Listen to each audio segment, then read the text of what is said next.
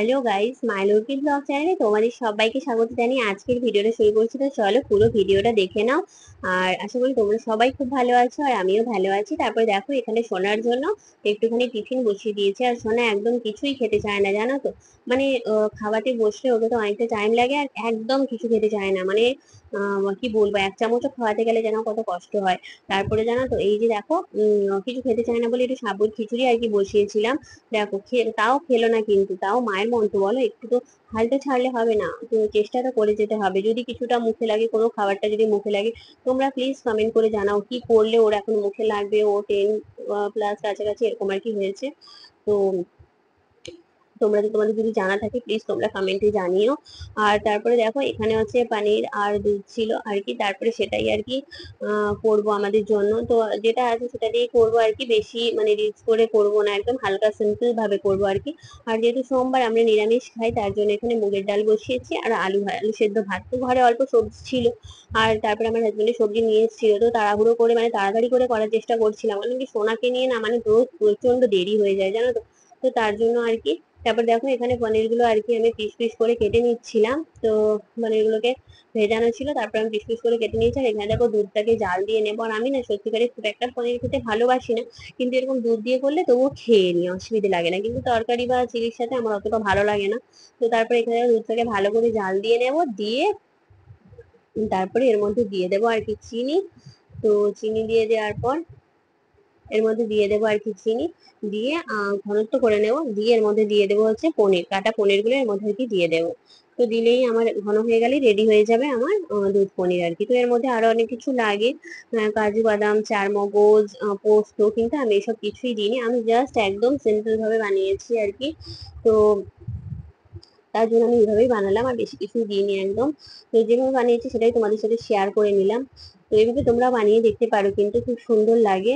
সবসময় যে সব রকমটাই মানে হাতের কাছে থাকে বা সব রকমটা দিয়ে বানালেই সেটা সেটা হয়তো খেতে ভালো লাগে সত্যি, কিন্তু হচ্ছে এরকমটাও অনেক সময় ভালো লাগে মিষ্টির মতো। খুব ভালোই লেগেছিল, খারাপ লাগেনি কিন্তু। আমার হাজবেন্ডের তো ভালো লেগেছিল, বলেছিল হ্যাঁ ভালো লেগেছে। আর এটাই করেছিলাম, আর বিশেষ কিছু করিনি। তো তারপরে সোনা এদিকে উঠেই গেছে, এবার ওর পাপাও এসে যাবে আর কি। তারপরে ও একটু ধরবে, তারপরে আমি একটু টুকি থেকে আর কি কাজ আছে ওগুলো সেরে নিয়ে তারপরে আর কি সোনাকে খাওয়াবো। তারপর দেখো এখানে আমি পনির গুলো আর কি দিয়ে দিচ্ছি একটা একটা করে সব, যতগুলো ছিল। নিরামিষের দিন আর কি, যেহেতু নিরামিষ তার জন্য আর কি কি বলতো, মানে এই সবগুলোই হয় আর কি। নিরামিষের দিন তো আর অন্য কিছু হবে না, নিরামিষের দিন এগুলোই হয়। আর যদি আমিষ থাকে সেদিন তবু এটা ওটা করে করে নেওয়া যায়, কিন্তু নিরামিষের দিনগুলো তো আর কিছু করা যায় না, না তো এইভাবে সিম্পল ভাবে আর কি করে নিই। তো চলো তোমরা পুরো ভিডিওটা দেখো, আর যদি ভালো লেগে থাকে প্লিজ তোমরা পাশে থেকো, সাথে থেকো। তোমরা না পাশে থাকলে কিন্তু এগিয়ে যেতে পারবো না, তোমাদের সাপোর্ট একান্তই দরকার, প্লিজ তোমরা পাশে থেকো। আর লাইক কমেন্ট শেয়ার করতে কিন্তু ভুলবে না। আর জানো তো, তোমাদের সাথে আজ একটা নিজের মানে কি বলতো একটা কথা শেয়ার করছি, যদি ভালো লেগে থাকে আর কি তোমাদের। তো দেখো, সংসারে কিন্তু দেখো মানে মেয়েদের কষ্ট কিন্তু মানে কোনোদিনও কেউ হয়তো বুঝবে না নাকি জানি না। কোনো কোনো ক্ষেত্রে হয়তো বোঝে, আবার কোনো কোনো ক্ষেত্রে হয়তো মানে বোঝে না, এরকম একটা ব্যাপার হয়। তো প্রত্যেকটা মেয়ের জীবনে না মানে বিভিন্ন রকম আর কি। তো আমার হাজবেন্ড যে আমার কষ্ট বোঝে না তা না, সে কিন্তু আমার কষ্টটা বোঝে। হয়তো কিছু সময় কষ্টটা শেয়ার না করলে কি করে বুঝবে বলো। কিন্তু কোনো কোনো সময় হয়তো নিজেও শেয়ার করি না।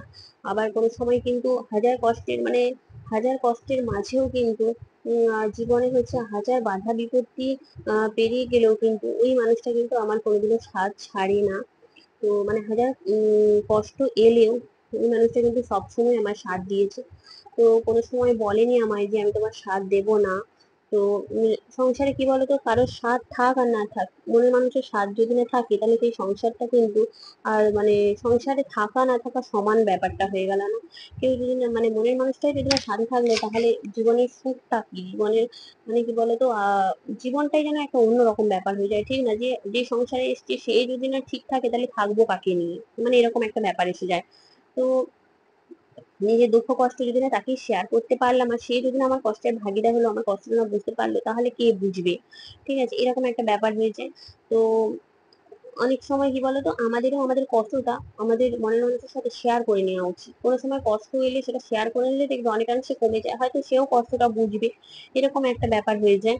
তাতে আর কেউ বুঝুক না বুঝুক তাতে কোনো যায় আসে না। তো সংসারের সব কষ্টটা যে সবাইকে বুঝতে হবে সেটা না।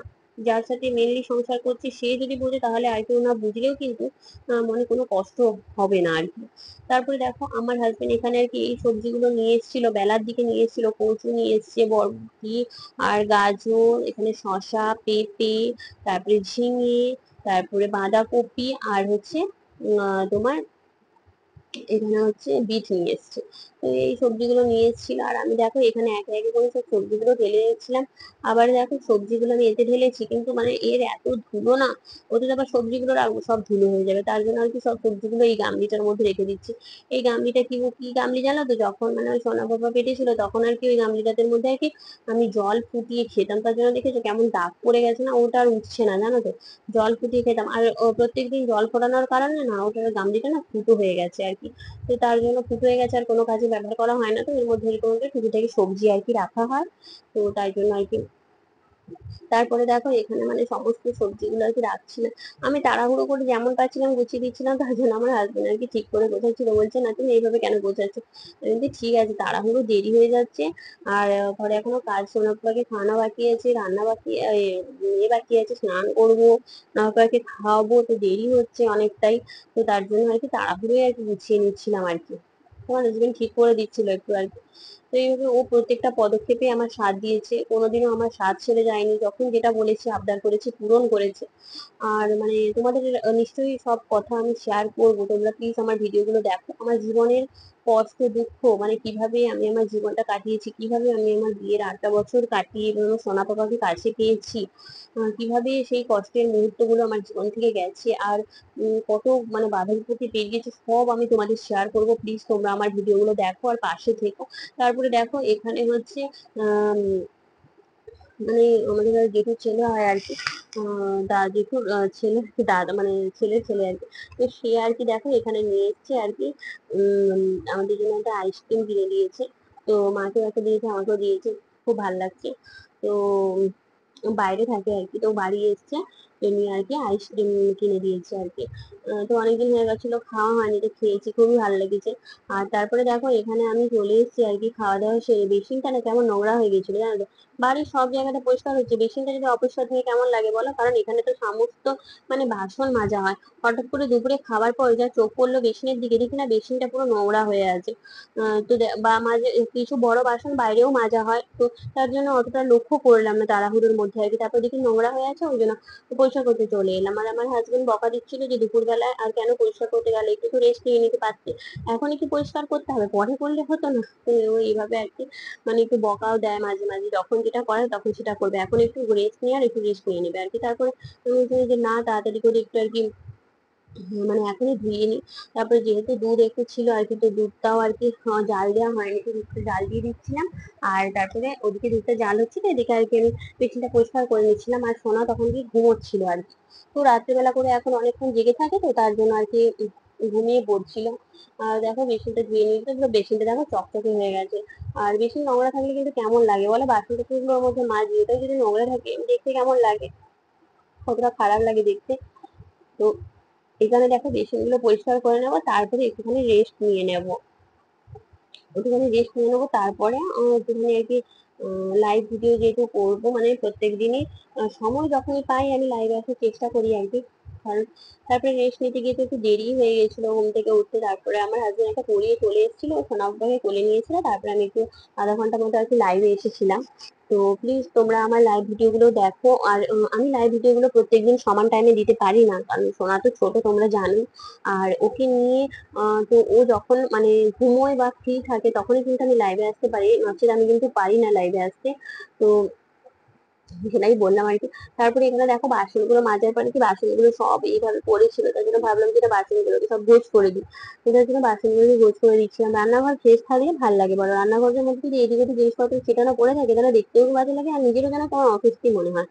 তো তার জন্য আর কি যাও বাসনগুলো গোছ করে দিচ্ছিলাম নিচে, যাতে না কিছু পড়ে থাকে আর কি, বা সাইডে এদিক সেদিক যেন কিছু পড়ে থাকে। যেহেতু বাসন রাখার জায়গা আছে তো বাসন এদিক ওদিক পড়ে থাকলে বাজে দেখায় বলো। আশা করি তোমাদের আমার ভিডিও ভালো লেগেছে, আর যদি ভালো লেগে থাকে প্লিজ প্লিজ প্লিজ পাশে থেকো সবাই। আর ভালো থেকো, সুস্থ থেকো। পুরো ভিডিওটা দেখার জন্য অসংখ্য অসংখ্য ধন্যবাদ।